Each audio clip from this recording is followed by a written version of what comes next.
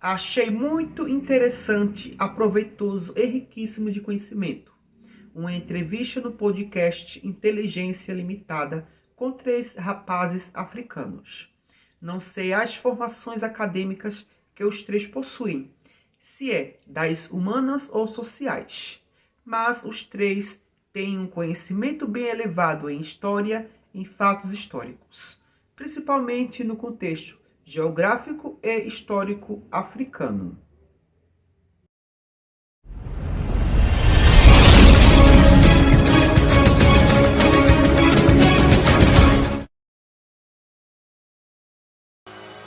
Mano, eu tenho um projeto África nas escolas, juntamente em parceria com a Secretaria de Educação. Porque existe uma lei que fomenta, que traz essa obrigatoriedade do ensino sobre África em sala de aulas, né? Que é a Lei 10.639. Essa lei é de 2003. O ano passado saiu uma pesquisa do Instituto Alana, e fazendo referência do Instituto Alana e Geledes, que diz que 71% das secretarias de educação do Brasil inteiro não aplicam a questão África em sala de aulas.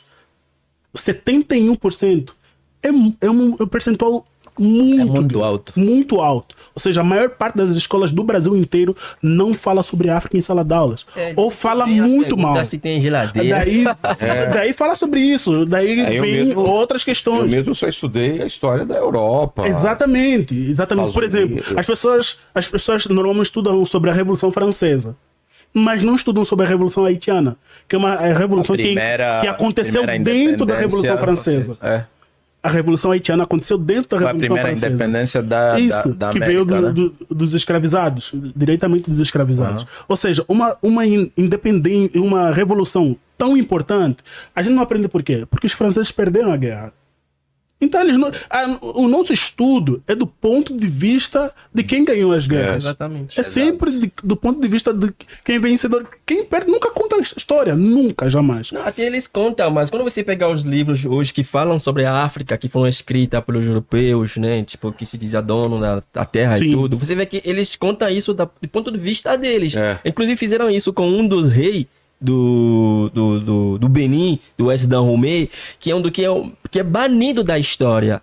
Até hoje é difícil, você nem pode pronunciar o nome dele, se não pronunciava aqui, porque foi, tipo, é tão estrito que quem pronunciava o nome, tinha represália. Represália. Então, tipo, naquela época, ele era contra a escravidão. Ele chegou e falou, pô, se eu vou vender os meus para você, levar eles lá trabalharem para você, por que eu não uso eles para trabalhar aqui e você vem comprar os produtos? Porque para mim é mais interessante eu guardar os meus, trabalharem aqui, e você vem e comprar o produto. Em vez de comprar eles e levar até você, entendeu? E por ele ter falado isso, elaborando um plano com, tipo, a família royal e tal, e, tipo, tiraram ele do poder. Simplesmente tiraram ele do poder. Porque ele fez o quê? As pessoas passavam atrás dele, pegavam os escravizados e vendia. E quando ele soube, ele vendeu uma rainha, que inclusive veio pro Brasil. Ele pegou a rainha, tipo, a mãe de um dos príncipes, vendeu, que veio aqui, que é a mãe do rei Guizo, que veio depois dele, que foi um dos reis que é mais, tipo, falado, mas, tipo, o que ele fez, quem planejou isso foi esse rei, que eu não posso falar o nome dele, que foi, tipo, destituído, porque ele vendeu a mãe dele só pra mostrar como que dói vender alguém próximo. Então a história foi escrita de uma maneira que ele virou o vilão da história. Uma coisa muito interessante e também ao mesmo tempo preocupante, porque o ensino de história nas escolas sobre a história da África, como também da afro-brasileira, está sendo muito limitado, a ponto de não ser mais quase abordado nas salas de aulas. E isso é muito grave e complicado, porque traz sérios problemas para a construção social democrática brasileira, onde as novas e futuras gerações possam ter sérios problemas de conhecimento sobre a história da África e também da cultura afro-brasileira. É importantíssimo que as escolas trabalhem a história da África como também afro-brasileira, porque quando não é abordado temas ou conteúdos como estes, causa uma grande lacuna no meio social, como, por exemplo, problemas sociais, como o racismo e o preconceito, ainda mais com nós, descendentes africanos. A importância de se estudar a história da África é de suma importância e precisão. É através dela que quebramos paradigmas, preconceitos e racismo. É através dela que conhecemos a riqueza e a importância que a África tem na formação social e cultural para a humanidade.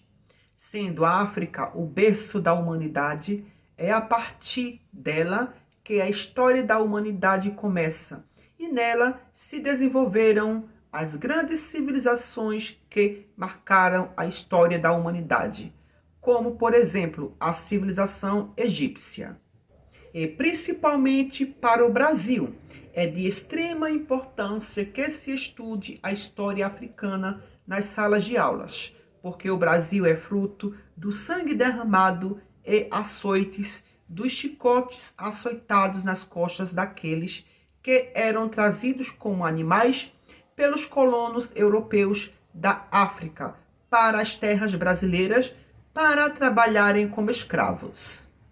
Estudar a história da cultura africana e afro-brasileira é fundamental não só para o processo de inclusão social da imensa maioria mestiça da sociedade brasileira, mas, acima de tudo, pensar como nos tornamos este povo multifacetado, com variadas matrizes e culturas, formado por europeus, ameríndios e africanos.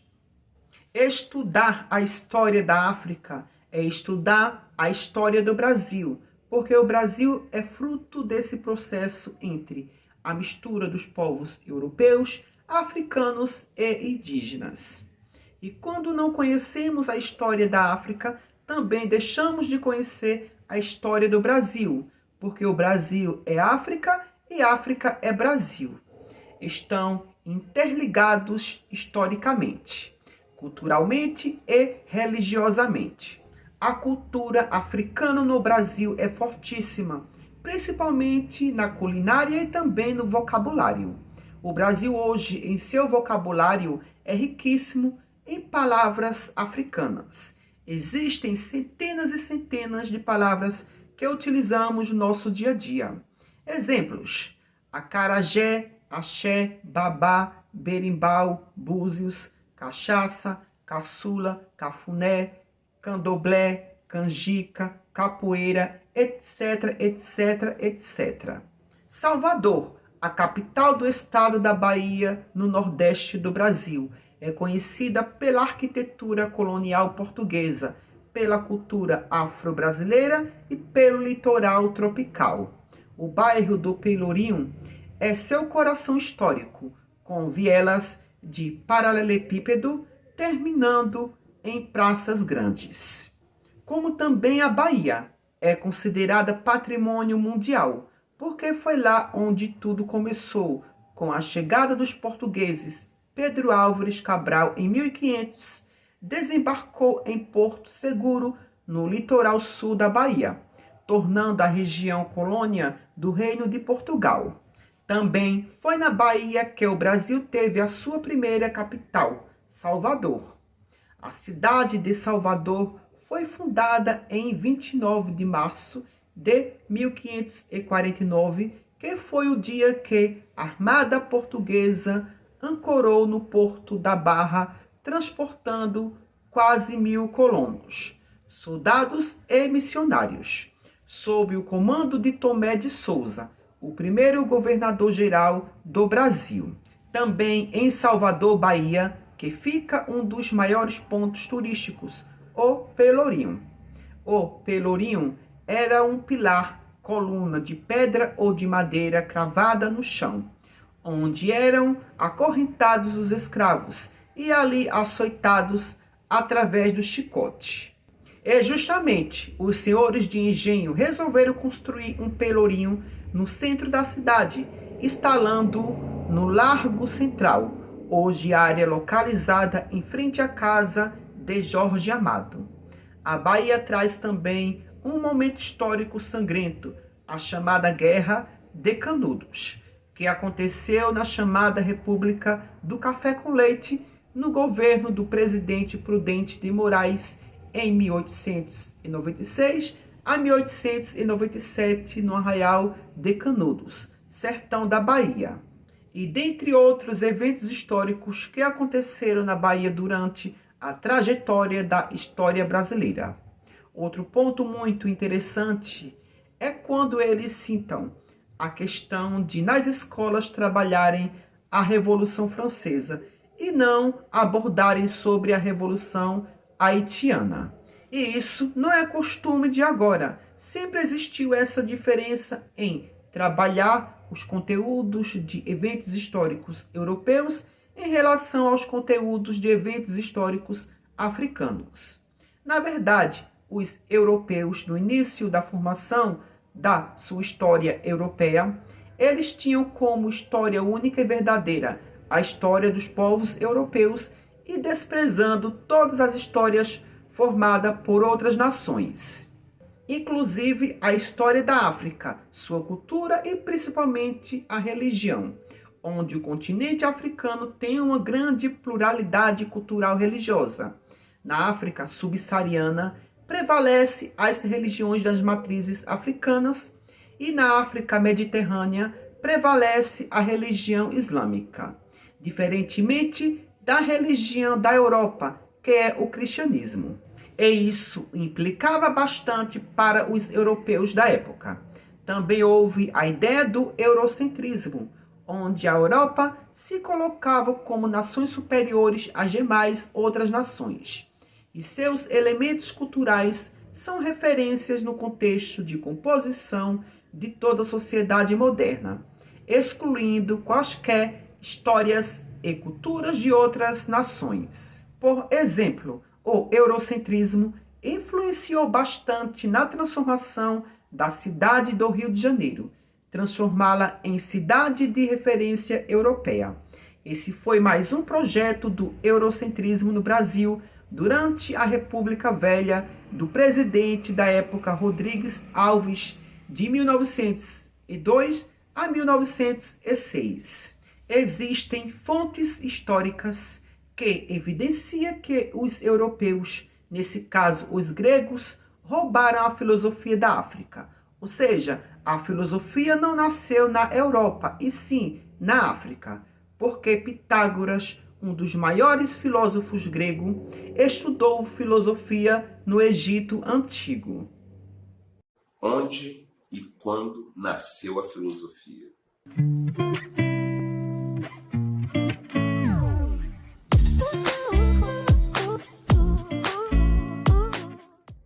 Os manuais de filosofia a gente vai encontrar, não é raro, é muito comum, né, em grande parte, o que a história da filosofia ocidental tem dito, né, frequentemente, que a filosofia nasceu na Grécia, no século VI a.C.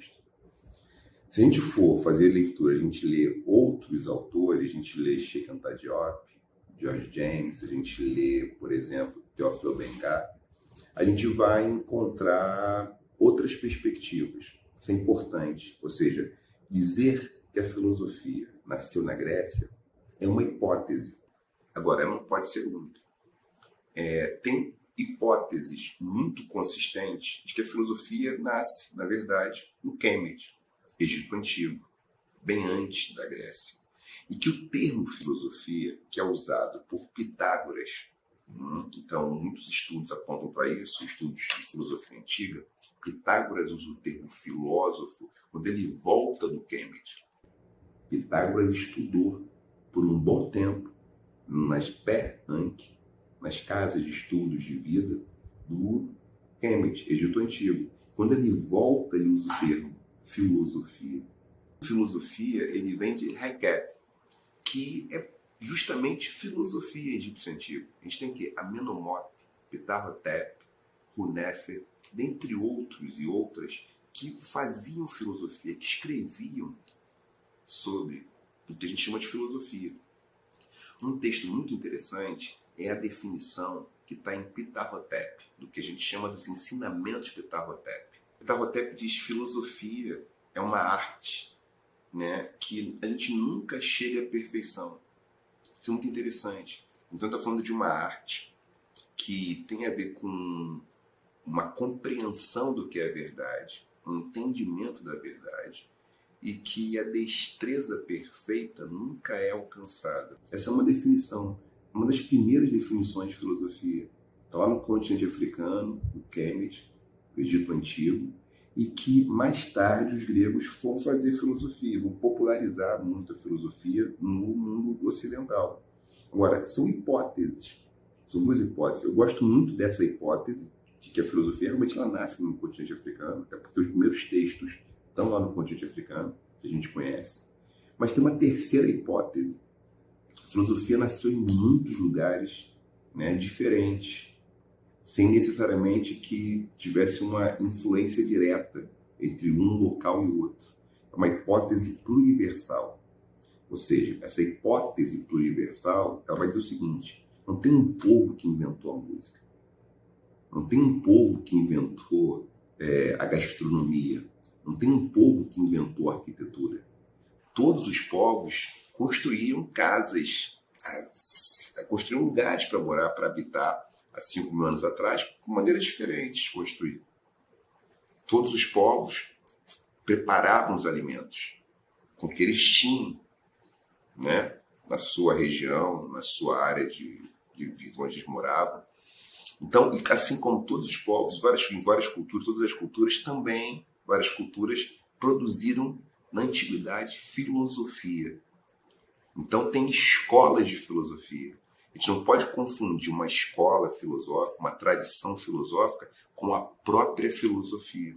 Vem o caso também da chamada eugenia, que é a teoria do branqueamento racial, onde também chegou aqui no Brasil, onde tinham o projeto do branqueamento da sociedade brasileira. A eugenia foi um movimento social e científico que se organizou na primeira metade do século XX em torno da crença de que a nascente ciência da genética poderia resolver problemas sociais e econômicos. Onde os que defendiam essa teoria achavam que o atraso do país e do mundo, principalmente como a pobreza, era causada pelos negros. A Revolução Haitiana foi um soco certeiro na boca do estômago dos europeus, principalmente da França, porque simplesmente os oprimidos e escravos miseráveis conseguiram vencer os poderosos homens brancos franceses. A Revolução Haitiana foi uma grande rebelião liderada por escravos e ex-escravos que ocorreu em São Domingos, atual Haiti, a partir de 1971. Porque simplesmente os oprimidos e escravos miseráveis conseguiram vencer os poderosos homens brancos franceses. A Revolução Haitiana foi uma grande rebelião liderada por escravos e ex-escravos que ocorreu em São Domingos, atual Haiti, a partir de 1791. Conclusão: aqui está o problema. Não querem falar no ensino de história africana e afro-brasileira, mas querem falar e levar para a sala de aulas mitologias religiosas, principalmente o cristianismo. Vivemos em um país laico, mas só no papel, porque na prática foge totalmente da lei que determina suas normas. Com o decreto do Estado Laico Brasileiro em 1891, na chamada República da Espada, pelo presidente Marechal Deodoro da Fonseca, ainda no governo provisório. É proibido quaisquer vínculos ou parceria do Estado com a Igreja. Mas não é isso que a gente vê na prática, onde existe até no Congresso símbolos religiosos cristãos, como crucifixos, onde nas escolas levam livros paradidáticos religiosos cristãos, ou a mini Bíblia sangrenta do Novo Testamento. E também fazem orações cristãs. Engraçado, Se um muçulmano ou outras pessoas que têm outras práticas religiosas, se fossem falar do seu Deus ou praticar seus rituais religiosos, não poderia. Diziam logo que era um insulto e intolerância religiosa ao cristianismo. Seria expulso e ridicularizado, dizendo que era o demônio que estava usando a pessoa.